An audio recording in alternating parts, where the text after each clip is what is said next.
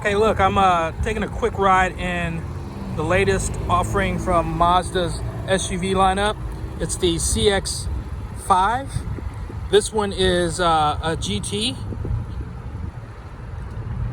It's all-wheel drive, and it's equipped with the latest turbo engine, 2.5 turbo. Puts out about 250 horsepower on premium fuel, and it is very, very responsive. It's a good-looking car from Mazda. The inside is pretty nice. I think what you find in this segment, this is actually a signature. And what you find in this segment, when you consider Nissan, Toyota, Honda, and the like, you don't have nearly the refinement and quality and more or less luxury. This has a very luxurious feel to it, just from the materials that they're using.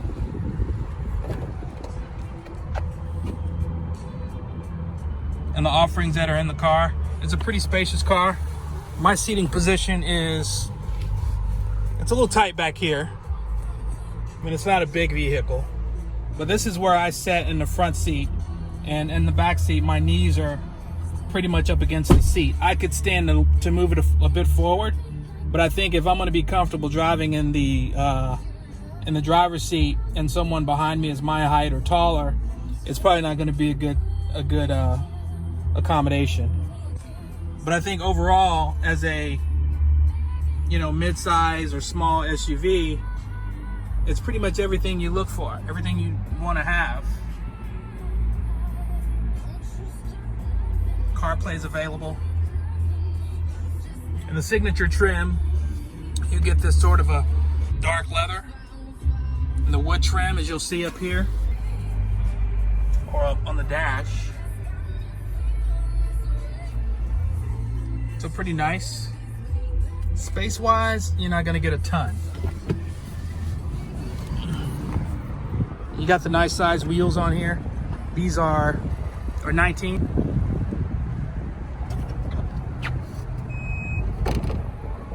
Automatic lift gate. Pretty good size trunk area. It's fairly spacious. You can lift the seats down, obviously. That gives you a bit more. But I could completely sit in the back of that. I'm not gonna get in it, but you just have to trust me.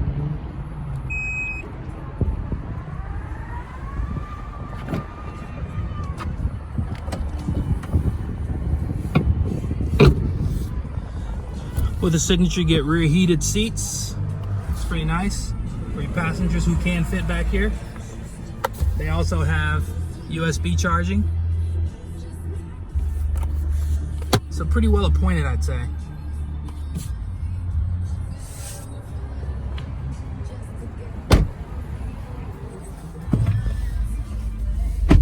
Let's take a quick drive just so you can see some acceleration. It is pretty quick. Doesn't have paddle shifters, but you got sport mode, regular mode. So we'll leave it in sport.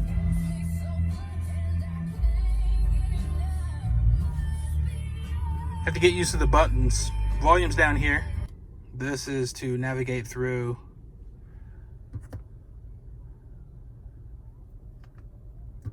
High wind warning. Thank you. Thank you. Thank you. Jeez, a lot of messages there. I don't have a cord to do the Apple CarPlay, but you can get Apple CarPlay in Mazda.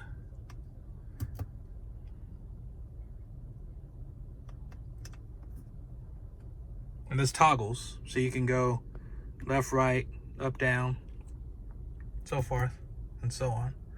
You have to press it once you want to actually get out of that section.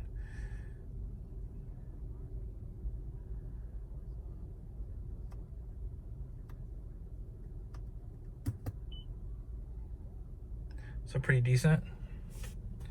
You've got a really nice info screen.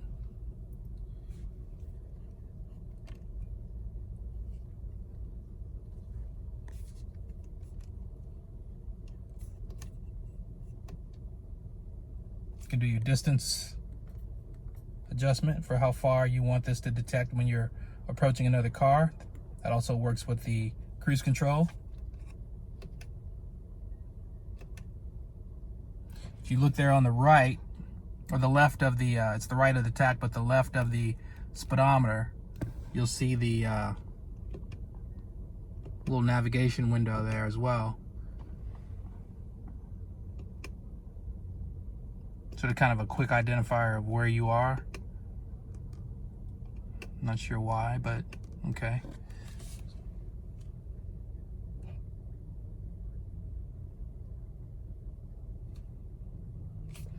All right, enough of that. Let's give it a quick go. Don't have a ton of road right here to really get this out of. But the turbo is really good. I mean, it doesn't have lag, in my opinion, according to what lag used to be. Most cars with turbo now are so well done that you don't notice lag at all. It is a bit noisy. I mean, if I were to compare it to the likes of the Volvo, a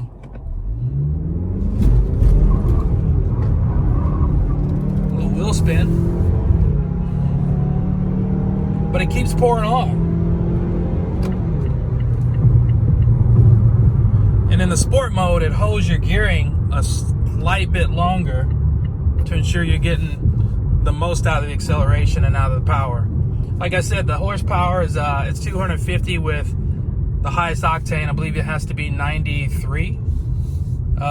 Without it, it's 225. But it still has a ton of torque, over 310 pound-foot, which is where all the acceleration comes from.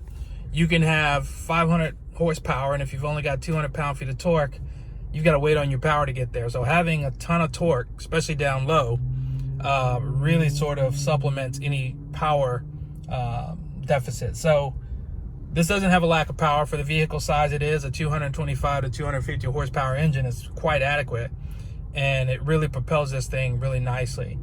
I was kind of surprised and pleased at how well the power comes on and how much it is sustained throughout the revs.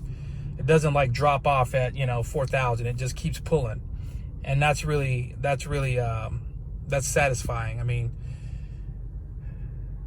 I think a lot of OEMs are still using naturally aspirated. If you go to Toyota's lineup, they don't really have a turbo offering in many of their cars, especially in this segment. And Toyota makes great engines. Don't get me wrong. I think in the efficiency wars and in sort of all their requirements now that are so stringent, most automakers are having to resort to forced induction to really give you a vehicle that gives you everything you want, from the accommodations to the performance. And on the freeway, the thing really responds. The acceleration and the gearing and everything about the drivetrain just works really well on the freeway.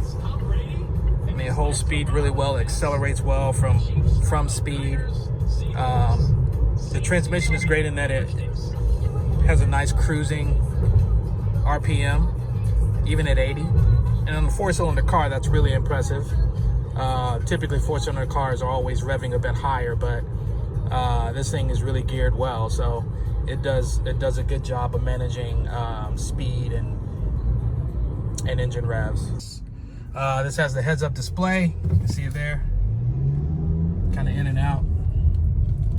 It's really cool. You can adjust that up and down depending on your height. You can kind of see there. It's pretty cool. Mazda's come a long way, and they're putting out some really impressive vehicles.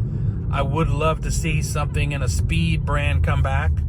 Having all this turbo powertrain now, it seems like par for the course, and only natural at this point, right? We'll have to wait around and and see what happens there. But they're making some good moves right now. I'm looking to get behind the wheel of the current Miata MX-5 with the 181 horsepower power plant. I'm pretty excited about that, actually. A very small, compact size chassis, and high revving 4-cylinder top end horsepower. That's always a recipe for fun. So we'll see how that goes. But just a quick ride in the current generation CX-5, and again, Mazda is really making some moves. If you're thinking about something in the way of a SUV of this size, be it a RAV4, Rogue, or something of that nature, this is probably going to be a much better equipped, more luxury, or I'm going to use the word luxury. Premium is not adequate or accurate, to be honest. I'm going to use luxury. You got a very luxury feel to the way that they've designed this car, and I think you'll get a lot more out of it. What I was referring to earlier about the engine, it is quick, it's noisy. Compared to my Volvo, it's a lot noisier, a lot louder. But I mean, you got to keep in mind where you are in the automotive segment. So I don't think you can go wrong with it if you get a good price on it. I think they've priced their vehicles pretty competitively, and for what you're getting, I'd say it's definitely second to none in the current segment. Mazda's positioning itself to be a little bit more upscale. Mostly, you can tell mostly by the appointments, the leather, the wood, adding signature trims, all these different things that are going to make it feel like a more premium place to be. But I think they've still got a ways to go to get there. I think you can get most of what we see in this car and pretty much everything. It's just a matter of how it's laid out. So we'll continue to watch and see how they progress and how their vehicles are performing in the market. But so far, I'm impressed with their middleweight at the moment. So stay tuned. All-wheel drive.